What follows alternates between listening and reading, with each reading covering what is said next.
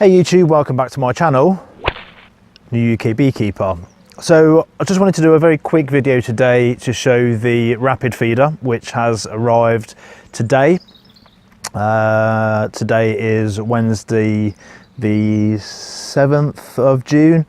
I've had my homemade syrup feeders on my nuke colony since I had it set up as I was waiting for the rapid feeder to arrive.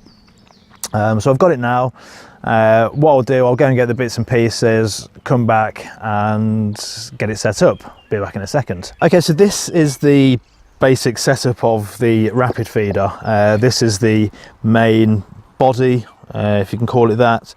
This is the lid, and this is kind of the internal segment which sits in there and prevents the bees from coming out into the solution and drowning. Basically, it also means that with it being clear, that you can open up the top, see the bees feeding without them all escaping and getting into the top of the hive, basically. So quite useful from a number of perspectives. One thing to note as well, just in here, I'm not sure how visible it will be on the video, but the actual column or cone here has kind of a grooved edge along the outer surface, as well as on the inner surface there as well, and I'm assuming that is so that the bees can climb down easily to the solution line and drink without falling in. So that's my assumption on that one. I can't imagine what else there would be for, and seems to be a good solution to stop them from drowning. So that's the basic setup. This is my one-to-one sugar syrup solution.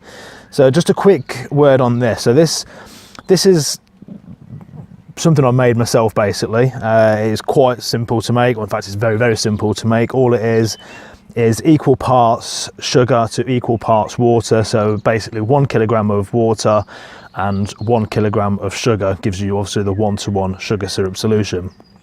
What I've done, however, is made a 2-to-1 sugar syrup solution. So for every kilo of water that I used 2 kilos of sugar and mixed it up like that, obviously heating it over a stove to get it to temperature, as that sort of amount of sugar doesn't dissolve in that small amount of water, basically. So you have to do it with heat, although you do have to be careful not to get it too hot, which can caramelize it and cause the solution to become toxic to the bees, basically. So you do have to be very careful about how it's added. There are videos on YouTube, and I'll post a link or put a link in the comment section below.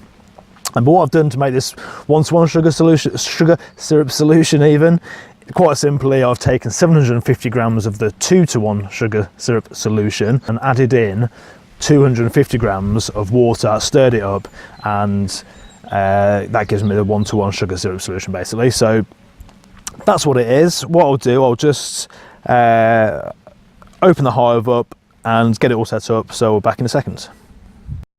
Okay, so clearly the larger jar has now been emptied. There is still probably 2/3 left of the small jar, so I'll just take these out now. Bees are obviously clinging to the bottom of those.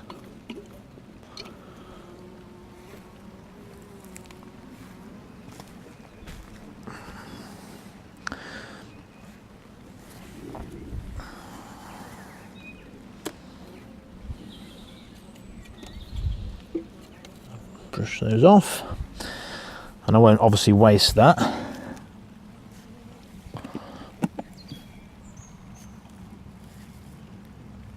So I'll put this on now, just make sure this can actually be seen in the video.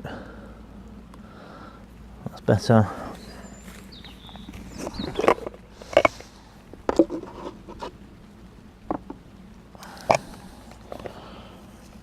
Back in. Go back in, bees. Hey.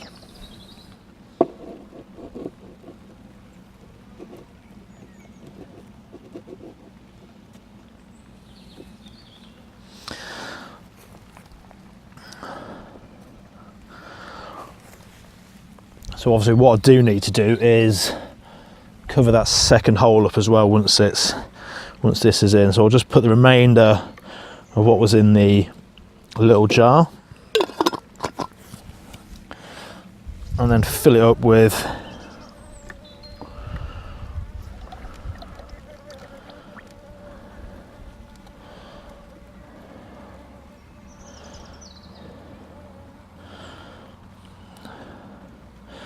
sugar syrup solution. I think that should be sufficient.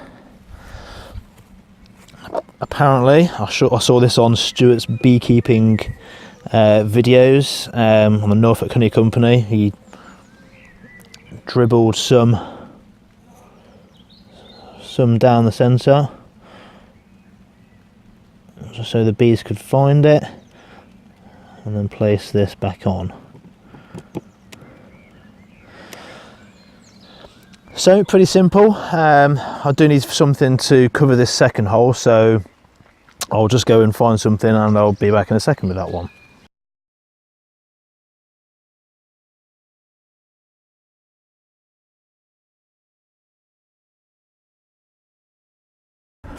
Right, so what I wanted to use was just a piece of plastic, but all I could find was one of the Porter bee escapes.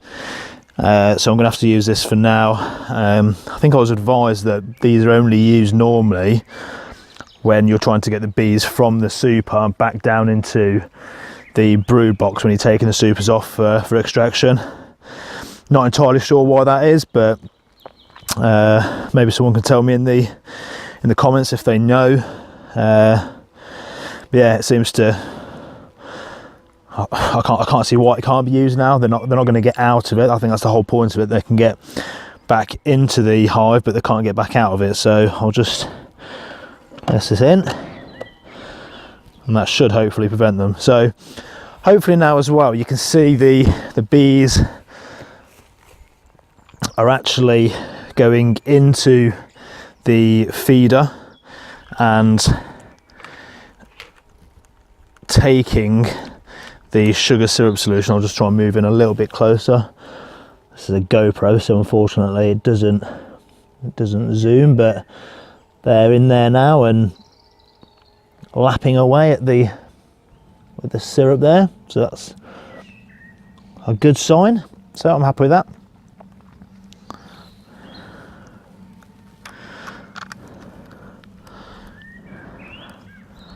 So that's really all I wanted to show you. Yeah, not really much more to show, so I'll put the lid back on and then that will be it. Okay, so that's pretty much everything I wanted to document on this blog. However, there was one other thing which I did think about whilst I was adding on this feeder. If you're from the UK, you'll know the last couple of days we've had absolutely torrential downpours and more rain than I've seen for a good few months. And when I came out to look at my second hive, this hive here, the full colony, I noticed that the angle was tilting backwards basically, and I was concerned that with all the rain that we'd had, that the water would be getting into the hive and going towards the back. So what I did was just got some wood and lifted up the back end just so it's now on a slight forward tilt, so that any water isn't going to get in there, and if any water does get in, it's going to run to the front and it's going to run out basically. It wouldn't be so bad if there was a mesh floor on there. Unfortunately, at the moment there's only a solid floor on there, so that's not going to help things, but I do now have a new mesh floor ready to go on there, so that'll be documented as part of my blog at the weekend when I inspect that hive again, so stay tuned for that one. But I'll just show you a quick clip or a quick idea as to what I did yesterday. So that there is basically the piece of wood that I used just to tilt it up so that any water could drain out of the front there. So that's it really. So that really is it this time. Thanks for watching. If you do want to get updated every time a new video is uploaded, please do click on the subscribe button and you'll get a notification once one goes live. So yeah, thanks for watching. If you've got any comments, please do leave them in the comment section below. I'd really appreciate it. Thanks again. Goodbye.